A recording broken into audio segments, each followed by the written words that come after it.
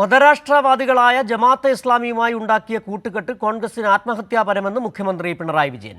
MP എന്ന നിലയിൽ കേരളത്തിന് വേണ്ടി മാതൃകാപരമായ പ്രവർത്തനങ്ങളാണ് ജോൺ ബ്രിട്ടാസ് ദില്ലിയിൽ നടത്തുന്നതെന്നും മുഖ്യമന്ത്രി പറഞ്ഞു.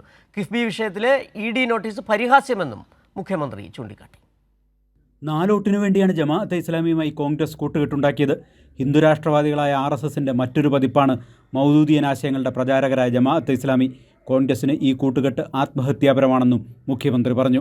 4 വോട്ട് കിട്ടുമെങ്കിൽ അത് പ്രധാനമാണ് എന്ന് കണക്കാക്കി ജമാഅത്തെ ഇസ്ലാമിയുമായുള്ള അവിശുദ്ധ സഖ്യത്തിനാണ് കോൺഗ്രസ് തയ്യാറായിട്ടുള്ളത്. ഹിന്ദുത്വ എങ്ങനെയാണോ ഹിന്ദു മതരാഷ്ട്രവാദത്തെ ഉയർത്തിപ്പിടിക്കുന്നത്, അതേ രീതിയിൽ തന്നെയാണ് ഇസ്ലാമിക രാഷ്ട്ര നിർമ്മാണം ജമാഅത്തെ ഇസ്ലാമി ലക്ഷ്യമിടുന്നത്. കേരളത്തിൻ്റെ അംബാസഡർമാരായി പ്രവർത്തിക്കേണ്ടവരാണ് കേരളത്തിൽ നിന്നുള്ള നമ്മുടെ എംപിമാർ. എന്നാൽ നിർഭാഗ്യവശാൽ ചിലർ അങ്ങനെയല്ല. ജോൺ ബ്രിട്ടാസ് ഇക്കാര്യത്തിൽ മികച്ച പ്രവർത്തനമാണ് കാഴ്ചവെക്കുന്നത്.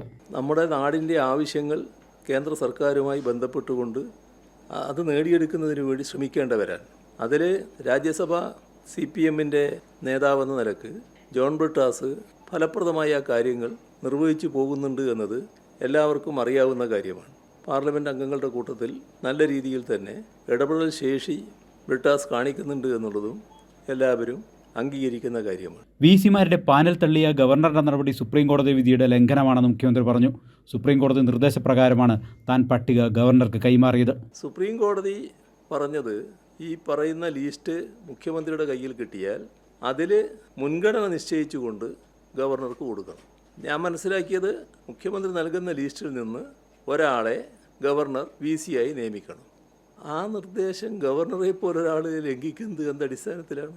എറണാകുളം പ്രസ് ക്ലബ്ബ് സംഘടിപ്പിച്ച മുഖാമുഖം പരിപാടിയിൽ സംസാരിക്കുകയായിരുന്നു മുഖ്യമന്ത്രി പിണറായി വിജയൻ. പ്രസ് ക്ലബിൻ്റെ സ്ഥാപക ദിനാഘോഷങ്ങൾ മുഖ്യമന്ത്രി ഉദ്ഘാടനം ചെയ്തു. കൈരളി ന്യൂസ്, കൊച്ചി.